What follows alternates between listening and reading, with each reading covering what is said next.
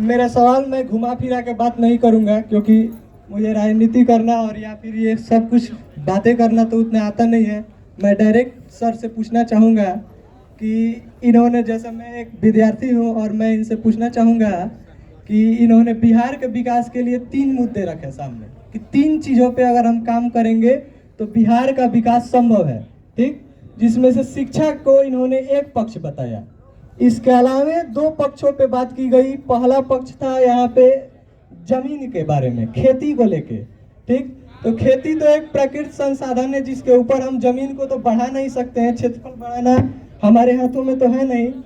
लेकिन जो दूसरा अन्य बात किया गया कि पूंजी को लेके, तो कोई भी हम लोग अगर स्टार्टअप चाहते हैं, जैसे मैं एक व्यापारी परिवार से भी बिलोंग करता हूँ, तो मुझे थोड़ा सा स्टार्टअप के बारे में मालूम है।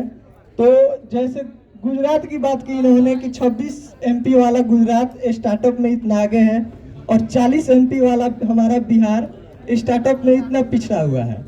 तो किसी तरह से, मैं सीधे सवाल पे आता हूँ, तो किसी तरह से अगर हमारी व्यवस्था बनी, जनता की व्यवस्था बनी, तो स्टार्टअप को लेके या फिर व्यापार को लेके या फिर पूंजी को लेके हम लोग कैसे काम करेंगे, इसके बारे में हम कुछ पूछना चाहते हैं। बहुत बहुत धन्यवाद। देखिए, पहली बात तो आपने ये जो कहा कि खेती का जमीन तो बढ़ नहीं सकता है, खेती का जमीन नहीं बढ़ सकता है, लेकिन प्रोडक्टिविटी, उत्पादकता जो है प्रति एकड़ बढ़ सकती है। अमेरिका में 1901 में 56% लोग खेती करते थे, आज वहां सिर्फ 2% लोग खेती करते हैं और प्रोडक्शन बढ़ गया 1600%, क्योंकि वहां पर बेहतर बीज आ गया, बेहतर खाद आ गया, बेहतर चीज की लोग खेती कर रहे हैं। आपने कहा पूंजी कैसे उपलब्ध कराया जाएगा, बिल्कुल ठीक बात है। पूंजी समाज में आता कहां से है? पूंजी आता है आप जो कमाकर बचत करते हैं और उस बचत के पैसे को बैंक में रखते हैं, उसको कहते हैं ग्रॉस कैपिटल फॉर्मेशन।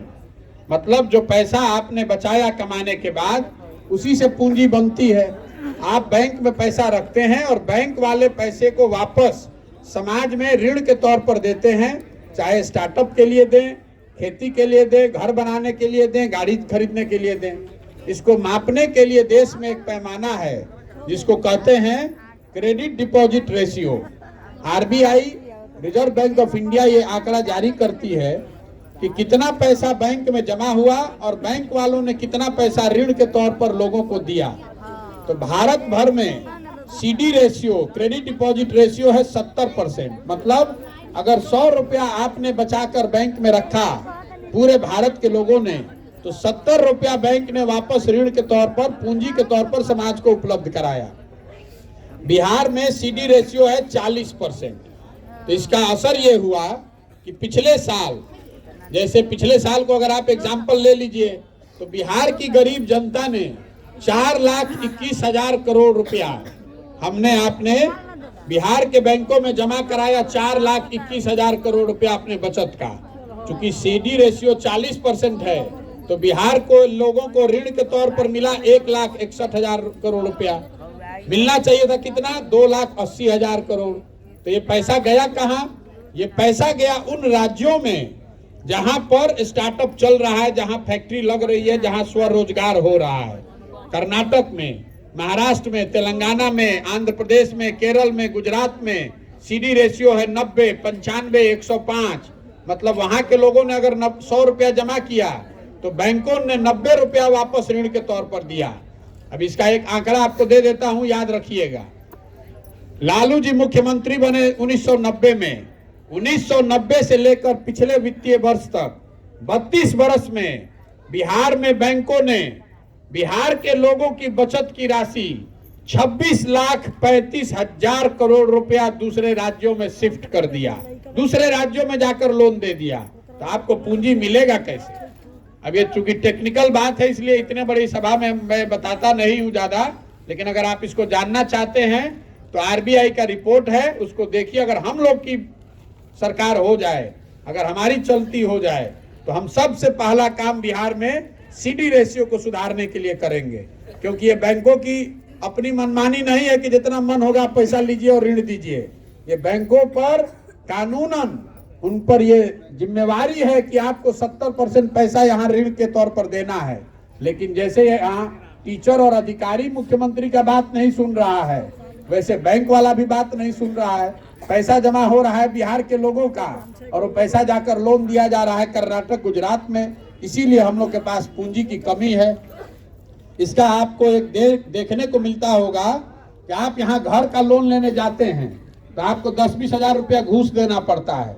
वही बैंक जब दिल्ली में आप लोन घर खरीदने जाइएगा तो बैंक वाला आकर आपको गिफ्ट दे रहा है, ये बता रहा है कि हमारा इंटरेस्ट, हमारा ब्याज दर कम है, हमारा ब्याज दर कम है, हमसे लीजिए लोन। तो जो बैंक वहां आपको दौड़ाकर लोन दे रहा है, बिहार में वही बैंक लोन देने के लिए आपसे घूस मांग रहा है।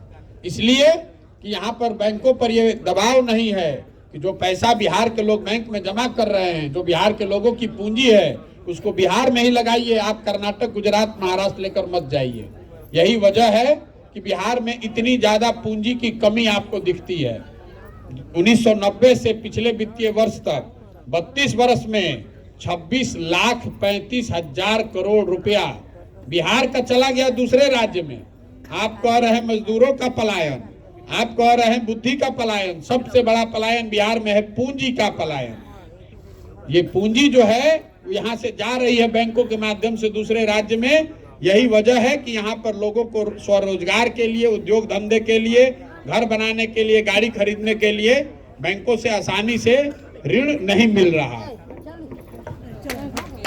चलिए 90% जनता चल गई।